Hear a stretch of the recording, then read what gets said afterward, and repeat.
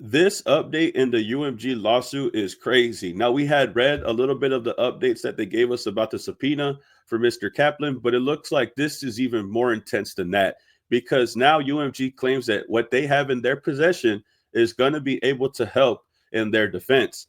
Going based off of Rule 26A1A, they are claiming that based upon the information now reasonably available to UMG, UMG states that it has in its possession, custody, or control the following categories of documents that it may use to support its defenses, unless the use would be solely for impeachment. And this is the information that UMG claims that they have that they will use in their defense. And this is where it starts to get good. First bullet says that the contracts and agreements between UMG and Drake and documents concerning UMG's contractual relationship with Drake. So they're going to pull Drake's contract.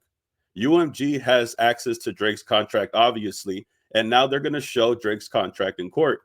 The other recording in Drake and Lamar's rap feud and documents concerning the distribution, marketing, and promotion of the recording in the feud, of the other recordings in the feud. So they're going to talk about all the other songs that were mentioned in the beef. One of the biggest conversations about this was Taylor Made Freestyle and how Drake's lawyers were trying to make Not Like Us its individual thing when the judge was saying that they had to get context and they had to talk about every single song in the battle. So bringing up documents and information about the other records, I believe this is the reason why they're doing that.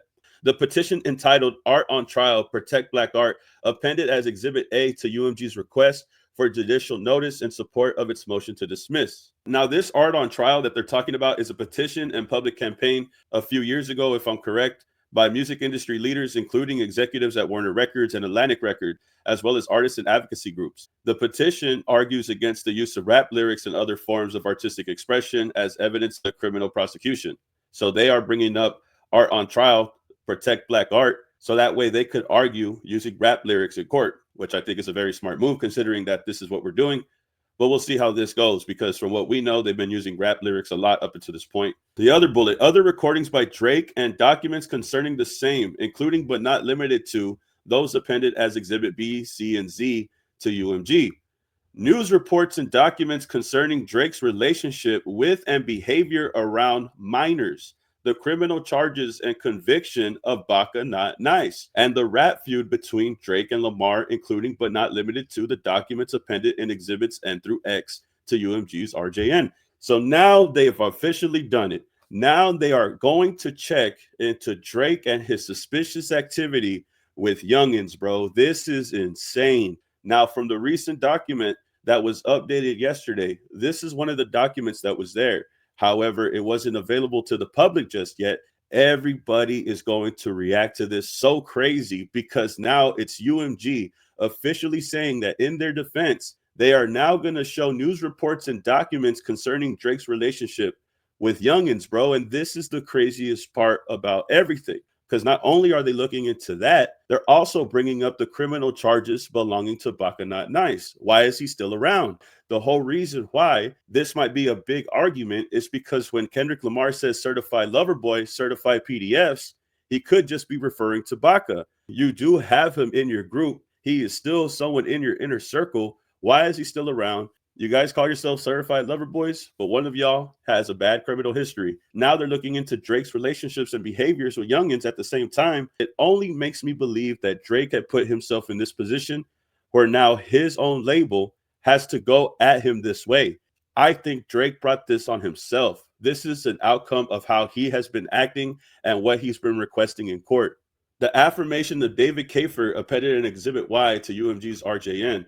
The disclosure of such records may be limited by applicable foreign privacy or data transfer rules.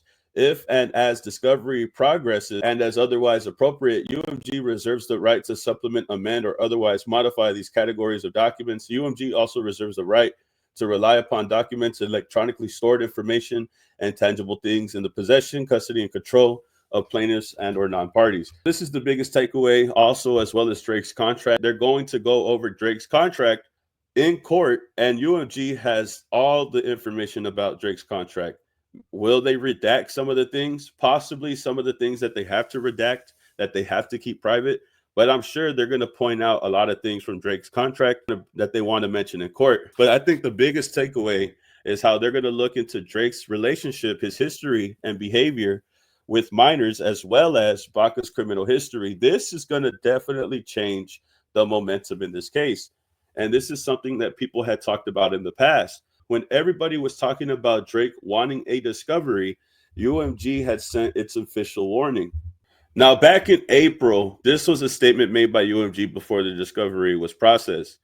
Drake, unquestionably one of the world's most accomplished artists and with whom we've enjoyed 16 years successful relationship with, is being misled by his legal representatives into taking one absurd legal step after another. In Texas last November, his counsel instituted a legal proceeding with much fanfare and bluster. On Monday, they quietly dropped the case.